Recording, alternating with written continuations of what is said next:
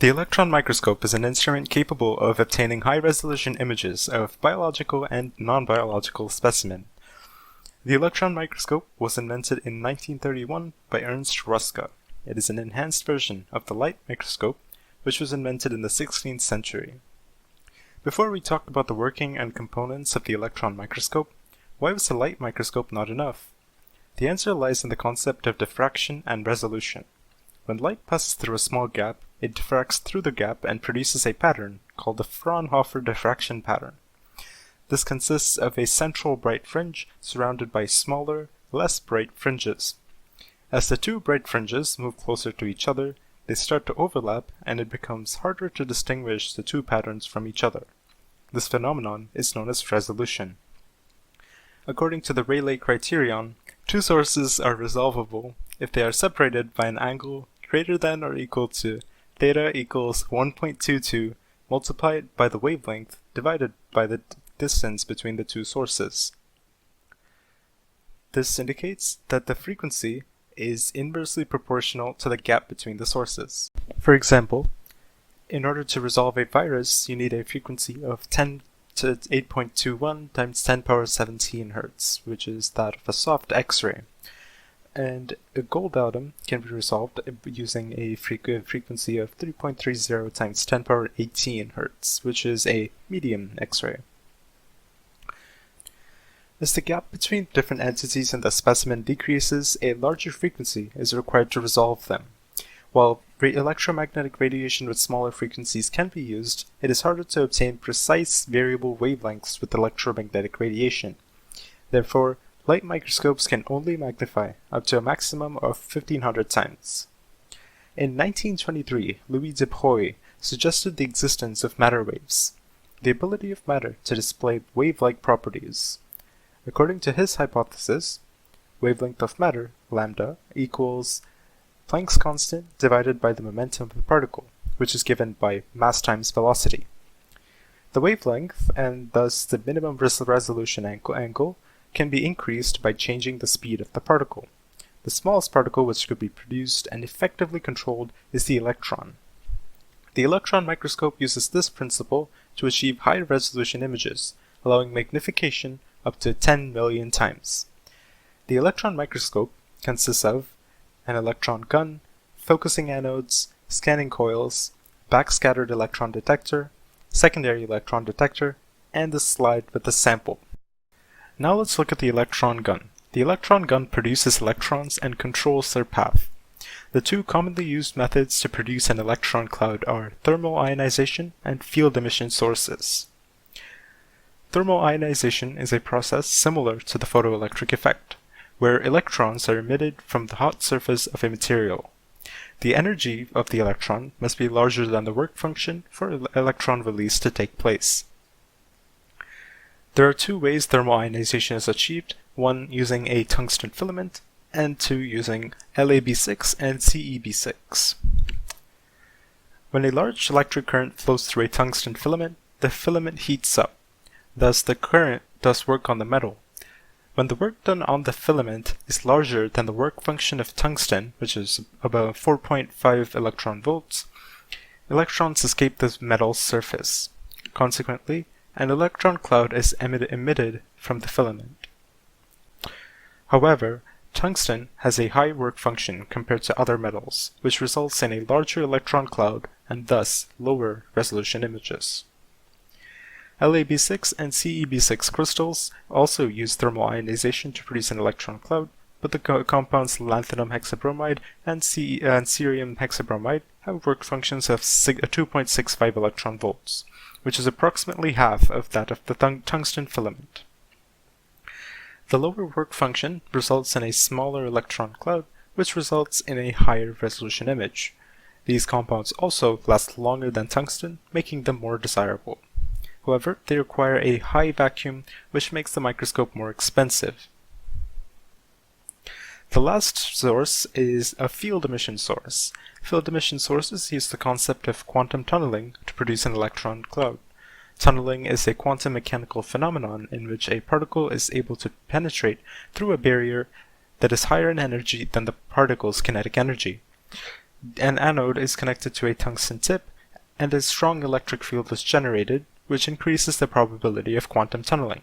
The resulting electron cloud is then manipulated using more charged anodes. The focusing anode is responsible for directing the electron beam. The anode is electrically charged and produces a magnetic field in the shape of a toroid. The magnetic field close to the center of the loop can be assumed to be linear and perpendicular to the plane of the coil. For electrons which pass straight through the middle of the toroid, the direction of the velocity and the magnetic field are in the same direction. As a result, the electron experiences no magnetic force. If the electron does not travel in the middle, however, it experiences a force. If the angle between the velocity and the magnetic field lines is theta, the force exerted by the magnetic field on the electron is Fm equals qvb sine theta. The direction of the magnetic force is toward the paper. As a result, the electron moves in a curved manner toward the middle of the toroid. For simplicity's sake, we can assume that the electrons pass through a uniform magnetic field and start spinning in circular motion. The radius of the circular path of the electron is given by r equals mv over qb sine theta.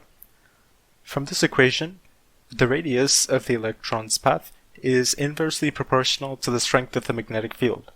Therefore, as the strength of the magnetic field increases, the radius of the electron decreases. This makes the electron beam more concentrated. Typically, SEMs contain multiple focusing anodes with increasing currents and magnetic fields to focus the beam in different stages. The electrons accelerate downward and are focused onto one spot. The scanning coil is a toroidal solenoid through which current flows, creating a magnetic field which focuses the ray of electrons. The rotation of the scanning coil, as well as the current through the coil, can be adjusted to focus the electron beam into different regions of the sample. The scanning coil focuses the electron beam onto a specific spot on the specimen in a raster pattern. The working of the scanning coil is similar to that of the focusing anode. The magnetic field is directed toward the center of the coil. Electrons start moving in circular motion in the plane perpendicular to the magnetic field lines of the scanning coil at the middle. The current in the scanning coil is adjusted to increase the magnetic field strength so that the electrons are concentrated into a beam of less than 0.1 micrometers. The magnetic field strength of the solenoid can be calculated using the following equation, where mu is permeability, n is the number of turns in the coils, I is the current in the solenoid, and r is the radius of the solenoid. The magnetic force acting on the electron is Fn equals qvb sine theta, and as the electron is in circular motion along the plane of the toroid, it also has centripetal force. Combining these two formulas, we get the radius of the electron beam can be calculated using the formula r is equal to mv over qb sine theta. When the electron beam strikes the sample, it interacts with the atoms in the sample in different ways. The first is the Auger electron. The Auger effect is a phenomenon in which an electron from the inner shells of the atom is removed, in this case by an electron. As an electron from the outer shell drops into the inner shell, it releases energy in the form of electromagnetic radiation. This radiation is detected using conductor loops. Electromagnetic radiation consists of oscillating electric and magnetic fields. According to Faraday's law, changing magnetic and electric fields in a conductor induce charges in the conductor, which can be detected by analog sensors. Each element has a different emission spectrum, which means that the observed emission spectrum can be used to identify the element. Sometimes the electron is reflected upward. These electrons are either reflected elastically or inelastically from the surface, and are detected by a backscattered electron detector. The detector is split into 4 quarters. When the signals in the 4 quarters are added to each other, it provides information on the composition of the sample. When the signals in the 4 quadrants are subtracted from each other, it provides topographical information on the sample. Secondary electrons are electrons generated from the ionization of atoms in the specimen. They provide high field of depth images as well as intricate topographical imaging. The secondary electron detector is used to detect such electrons.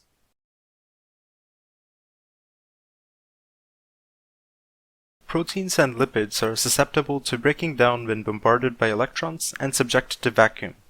If water was present in the specimen, it would evaporate in the vacuum and oxidize the tungsten filament, possibly causing damage to the filament and shortening the lifespan of the filament. Therefore, depending on the composition of the sample, the specimen has to be prepared in different ways.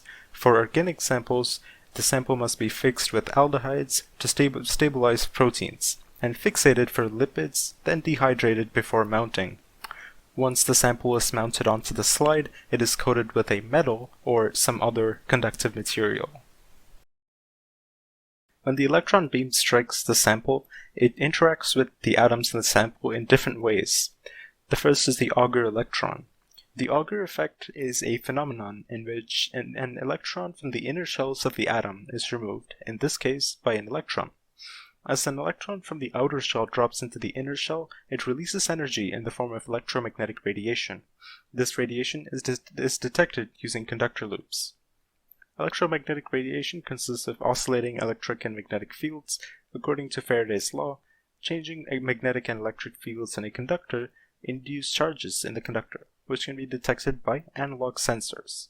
Each element has a different emission spectrum, which means that the observed emission spectrum can be used to identify the element. Sometimes the electron is reflected upward. These electrons are either reflected elastically or inelastically from the surface, and are detected by a backscattered electron detector. The detector is split into 4 quarters. When the signals in the 4 quarters are added to each other, it provides information on the composition of the sample.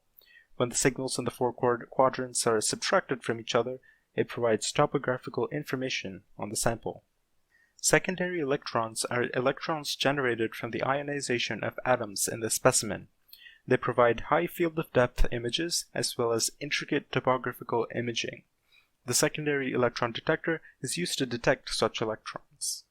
Electron microscopes are used in biology to observe the structure of extremely small objects such as bacteria, viruses, DNA, and other small objects which cannot be seen using the light microscope.